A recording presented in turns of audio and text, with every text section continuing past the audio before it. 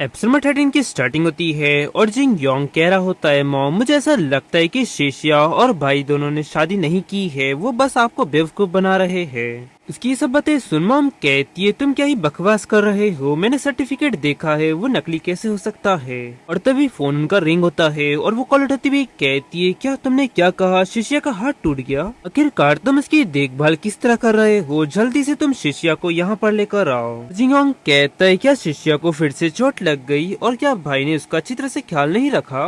Mom कहती है, तुम मेरी बात ध्यान से सुनो, ये बात किसी को पता नहीं चलना चाहिए कि वो दोनों अलग अलग रहते हैं और तुम उन दोनों से दूरी बनाए रखो। तब इस पर जिंगयोंग कहता है, ठीक है मैं समझ गया मॉम। ताकि वो मन में कहने लगता है, हालांकि उन दोनों की शादी भले ही नकली हो, लेकिन मॉम मुझे शिष्या के साथ नहीं रहने देंगी। और फिर सीन शिफ्ट वहीं दूसरी तरफ हम जिंगयान को देखते हैं, जहाँ पर वो हैरानी से कहता है, तुम यहाँ पर क्या कर रही हो। और वहीं हम जिया को देखते हैं, जो कि जिंगयान का पहला प्यार है, और वो उसे कहती है, जिंगयान मुझे तुम्हारी जरूरत थी। तब इस पर जिंगयान कहता है, मैं तुम्हारी मदद कैसे कर सकता हूँ, आखिरकार दिक्कत क्या है, क्या तुम्हारे पेट में पल रहा बच्चे की प्रॉब्लम है या फिर वो तुम्हारा निकम्मा पति। ये सुन जिया हैरानी से कहती है, क्या तुम इसके बारे में पहले ही जानते थे। तब इस पर जिंगयान कहता है, हाँ बिल्कुल। आगे जिया कहती है, तुम मेरा यकीन करो, मैं लुई से कभी भी शादी नहीं करना चाहती थी और मेरा प्यार तो हमेशा से तुम ही थे। लुई को बिल्कुल भी एक अच्छा पिता बनना नहीं आता। आगे जिंगयान कहता है, तो क्या तुम डिवोर्स के बारे में सोच रही हो और फिर उस बच्चे का क्या होगा। अगजिया कहती है, तुमने हमेशा ही मेरी मदद की है, चाहे कुछ भी क्यों ना हो जाए, और तुम मेरी परवाह करते हो, है ना। और वहीं जिंगयान पढ़ते हुए कहते है, जिया तुम वापस जाओ और जाकर आराम करो। और वहीं जिया आगे बढ़ कांपते हुए नीचे बैठ जाती है और जिंगयान उसके पास आते हुए कहता है, क्या हुआ। तब वो इस पर कांपती हुई कहती है, ये बच्चा। और फिर सीन शिफ्ट तरह जिंगयान जिया को अपनी गोद में उठाए हॉस्पिटल पहुँचता है और वहीं कुछ लड़कियां उसे देख हैरानी से कहती है, जिंगयान। और वहीं वो लड़की उन दोनों की फोटो क्लिक कर लेती है और फोटो क्लिक कर कहती है, देखो जिंगयान को उसकी एक्स गर्लफ्रेंड दोबारा मिल गई और ये फोटो उसकी करंट वाइफ को तो भेजना चाहिए ना। और तभी शिष्या का फोन पर एक नोटिफिकेशन आता है और वो फोटो देख मन में कहती है, जिंगयान और उसके साथ जिया भी है, वो भी एक हॉस्पिटल में। और वहीं शिष्या के साथ जिंगयोंग होता है और वो कहता है, क्या हुआ शिष्या, सब कुछ ठीक है ना। इस पर वो उससे कहती है, कुछ नहीं, ये बस बेकार का एक मैसेज था।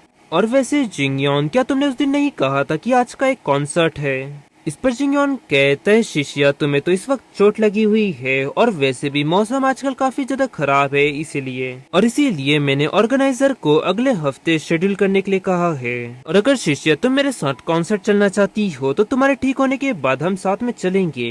और शिष्या कहती है, लेकिन मेरे हाथ पैर लगभग 2 महीने तक ठीक नहीं होंगे। तब इस पर जिंगयोन कहता है, तो कोई बात नहीं, मैं 2 महीने तक तुम्हारा इंतजार करूंगा। और फिर सीन शिफ्ट कुछ समय बाद का समय दिखाया जाता है, जहाँ पर शिष्या बाहर का मौसम देख रही होती है और तभी वहाँ पर जिंगयान आ जाता है और उससे कहता है, शिष्या क्या बात है, तुम इतनी ज्यादा सुस्त क्यों लग रही हो। तब वो इस पर कहती है, आज जितना मैं कभी भी इतनी ज्यादा बोर नहीं हुई हूँ और मेरे पास करने के लिए कुछ भी नहीं है। और आगे मन में कहने लगती है।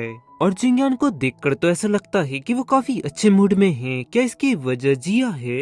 और तभी वहाँ पर मॉम आ जाती है और कहती है, जिंगयान बाहर आओ, मुझे तुमसे कुछ कहना है। और फिर वो बाहर जाकर उनसे कहता है, क्या हुआ मॉम, क्या बात है। तब वो इस पर कहती है, जिंगयान तुम्हारे और शिष्या के बीच में क्या हुआ। तब वो इस पर कहता है, कुछ भी तो नहीं, हम दोनों के बीच में सब कुछ बढ़िया है। आगे मॉम कहती है, उस दिन जब जिंगयोंग तुम्हारे घर गया था तब उसने देखा कि तुम दोनों अलग अलग रूम में सो रहे हो, मुझे सच बताओ कि आखिरकार बात क्या है। तब जिंगयान कहता है, इसके पीछे ऐसी कोई खास बात तो नहीं है, दरअसल बात ऐसी है कि हम दोनों ही ओवर टाइम करते हैं और दोनों का टाइम अलग अलग है और इसीलिए हम एक साथ सोकर एक दूसरे को बिल्कुल भी परेशान नहीं करना चाहते और यही वजह है कि हम दोनों अलग अलग सोते हैं।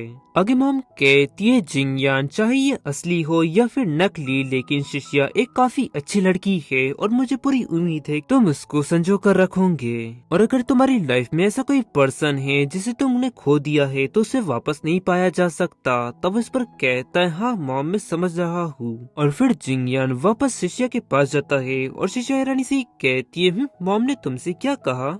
तब उस पर उससे कहता है, वर्तमान को संजो कर रखना। ये सुनो मन में कहने लगती है, क्या वर्तमान को संजो कर रखना। और फिर जिंगयान शिष्या को लगाती हुई कहता है, शिष्या क्या तुम मुझे छोड़ दूंगी? तब इस पर कहती है, मुझे नहीं पता, और वैसे भी फ्यूचर के बारे में किसको ही पता होता है। आगे जिंगयान कहता है, वैसे क्या शिष्या कभी तुमने जाने के बारे में सोचा है? तब वो कहती है, नहीं, और भले ही किसी पर्सन ने प्लान कितना ही बेहतर क्यों न बनाया हो, लेकिन कोई ना कोई आकर उस प्लान को बिगाड़ ही देगा। उसकी ये बातें सुन वो हैरानी से कहता है, तुम्हें क्या लगता है कि वो पर्सन कौन है जो ये प्लान बिगाड़ सकता है? तब वो इस पर कहती है, अगर मैं कहूँ कि वो पर्सन तुम खुद हो तो? और फिर हमें बताया जाता है कि कुछ ऐसे सवाल होते हैं जिनका जवाब समय के साथ ही मिलता है। और फिर सिर्फ चित्र में 2 महीने बाद का समय दिखाया जाता है, जहाँ पर शिष्या पूरी तरह से ठीक हो चुकी होती है और वो कॉन्सर्ट में पहुंचती है और मन में कहती है, जब से मैंने स्कूल पास किया है तब से मैं यहाँ पर नहीं आई, और अब जब मैं यहाँ पर आई हूँ तो ये जगह बिल्कुल भी नहीं बदली है। और वहीं जिंगयोंग कहता है, शिष्या मैं यहाँ पर हूँ। और तभी उसका मुंह तर जाता है और कहता है, ब्रदर तुम भी यहाँ पर आए हो? और जिंगयान कहता है, क्यों, क्या मैं यहाँ पर नहीं आ सकता? इस पर जिंगयोंग कहता है, नहीं नहीं, ऐसी कोई बात नहीं है। और आगे शिष्या जिंगयान का हाथ पकड़ती हुई कहती है, हे तुम्हारा भाई मजाक कर रहा है, तुम उसे सीरियस मत लो, और वैसे क्या कॉन्सर्ट शुरू होने वाला है?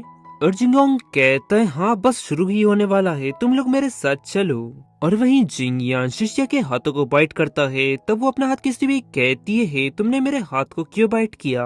तब इस पर वो आगे बढ़ते हुए कहता है, क्योंकि तुम किसी और पर नजर ना डालो। फिर कॉन्सर्ट शुरू हो जाता है और वहाँ पर काफी ज्यादा भीड़ होती है और कुछ लड़कियां चिल्लाती हुई कहती है, जिंगयोंग आई लव यू।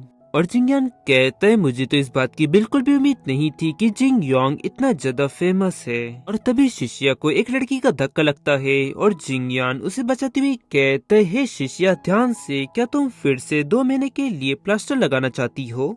और उसे देख वो कहती है, जिंगयान। और वहीं स्टेज पर जिंगयोंग कहता है, ये गाना उस लड़की के लिए जो मेरा पहला प्यार है। और वो गाना सुन शिष्या कहती है, जिंगयोंग का पहला प्यार, वाकई में वो लड़की कितनी ज्यादा खुशनसीब होंगी ना?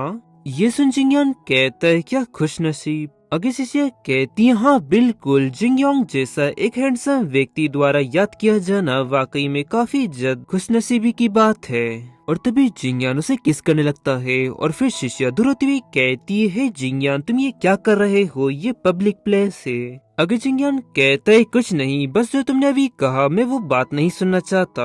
और शिष्या आगे बढ़ती है और वहीं पीछे से जिंगयान कहता है, आगे मत जाओ। और वहीं शिष्या के सामने अचानक एक दूसरा व्यक्ति आ जाता है और उसे देख वो कहता है, शिष्या तुम स्कूल वापस आई हो, और ये क्या ही संयोग है ना? उन स्कूल के दिनों में स्टेज पर मैं तुम्हारे साथ था और वो यादें अभी भी मुझे याद है। और गाइस इसी के साथ ये एपिसोड यहाँ एंड होता है। पसंद आया तो लाइक एंड सब्सक्राइब जरूर करें। मिलता है आपको जल्दी नेक्स्ट एपिसोड में।